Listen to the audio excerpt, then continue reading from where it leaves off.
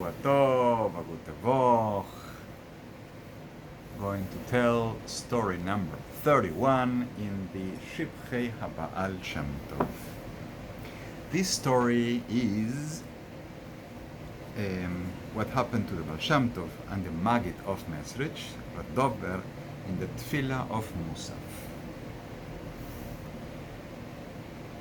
The author of the book, Rabbi Yisrael Yofi, says that I also heard from the Maggid Yesharim. Maggid Yesharim is who teaches who preaches Musaf, who corrects people in our Kehillah, the Kehillah where he lived, the community where he lived. Rabbi Eliyahu, Zechron Livracha, when he heard it when he came to the Maggid of Mezritch, and the Maggid of Mezritch told him that once they were in Shul praying, either it was the first day of Pesach or it was Shmini Atzeres. There's a special Musaf where either they're going to begin praying for rain or for tal, for dew. So the Baal Shem Tov was with his Bechilev, with his special group of closest Chassidim.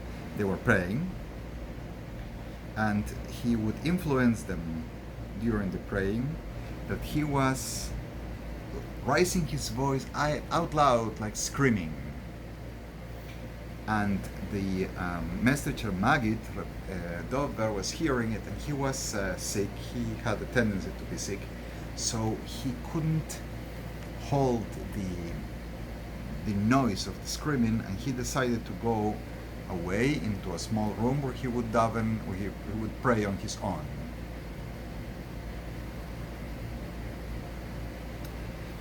The Baal Shem Tov stopped after he prayed Shachris, and I guess the Kriya. He stopped and he went to mikveh. This is a special nusach. There is a source here. This minhag, this custom among Hasidim, that the Baal Shem Tov would stop after Shachris to go pray for this special Musaf and go deep in the mikveh. And after the mikveh, the Baal Shem Tov went into this special room to wear his kittul, and that's the room where the Maggid of Mezritch, Dover, had gone to do his praying on his own, the Yachid, in order to avoid being in the middle of the noisy, screaming, davening, praying. And the Baal Shem Tov was in a state of being connected with this essence of the Shekhinah, the Shalas of the Shekhinah, the strength, and he was not in this world. And so, in the moment he was putting his kittel, it folded and kind of wrinkled on the back.